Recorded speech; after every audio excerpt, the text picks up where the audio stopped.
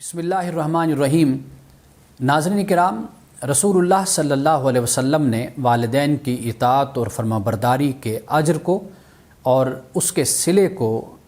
اس طرح ایک واقعے سے بیان کیا ہے۔ آپ علیہ الصلوۃ والسلام نے فرمایا کہ 3 لوگ سفر کر رہے تھے کہ اچانک انہیں طوفان نے آ گھیرا اور انہوں نے ایک غار میں پناہ لے لی،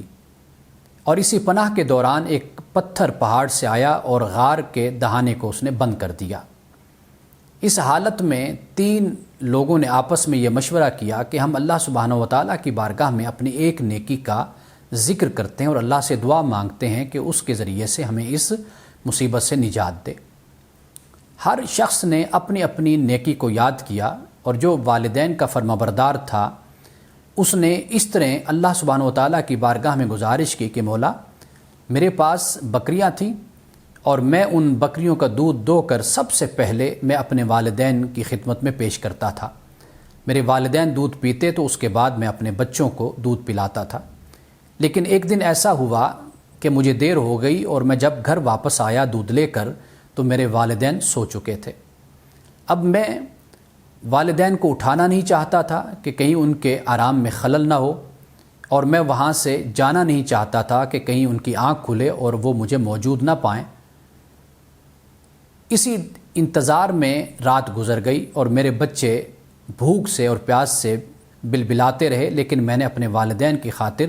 ان کو دودھ نہیں دیا، بلکہ اپنے والدین کے جاگنے کا انتظار کیا تاکہ وہ دودھ پئیں تو ان کے بعد میں اپنے بچوں کو دودھ پلاؤں۔ تو اس نے یہی عرض کی، مولا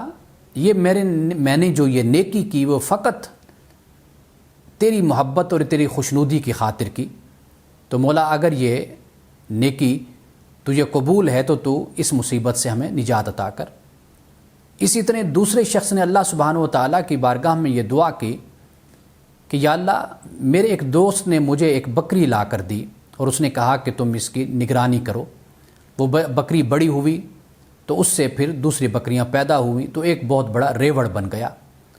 چند سالوں کے بعد جب میرا دوست آیا تو میں نے اسے کہا کہ یہ ساری بکریاں تیری ہیں۔ وہ اس بات پہ بڑا حیران ہوا۔ اس نے کہا کہ کہیں تم مجھ سے مذاق تو نہیں کر رہے؟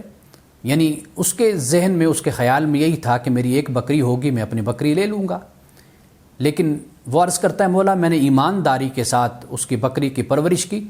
اور سارے مویشی اور ساری بکریاں میں نے اس کے سپرد کر دیں۔ تو اے مولا، میں نے یہ نیکی اور یہ کام تیری خوشنودی کی خاطر کیا، تو ہمیں اس مصیبت سے نجات عطا فرما۔ اسی طرح تیسرے شخص نے بھی اللہ سبحانہ وتعالیٰ کی بارگاہ میں دعا کی کہ اس نے اللہ کے خوف سے بدکاری کو اور گناہ کو اور زنا کو چھوڑ دیا تھا، تو اس نے اللہ سبحانہ وتعالیٰ کی بارگاہ میں دعا کی، مولا یہ سارا عمل میں نے تیری خوشنودی کی خاطر کیا تھا، تو ہمیں اس مصیبت سے نجات عطا فرما۔ اسی طرح جب پہلے شخص نے دعا کی تھی تو پتھر تھوڑا سا سرکہ تھا، اور اسی طرح جب دوسرے شخص نے دعا کی پھر اس سے زیادہ پتھر اپنی جگہ سے ہٹا، جب تیسرے نے دعا کی تو پتھر بالکل غار کے دہانے سے ہٹ گیا اور وہ تینوں اشخاص باہر آ گئے۔ تو اگر انسان والدین کے ساتھ نیکی کرتا ہے اور ان کی فرمانبرداری کرتا ہے اور ان سے محبت کرتا ہے تو اللہ سبحانہ وتعالی انسان کو اس کا ضرور اجر اور اس کا صلہ اور اس کا انعام عطا کرتا ہے۔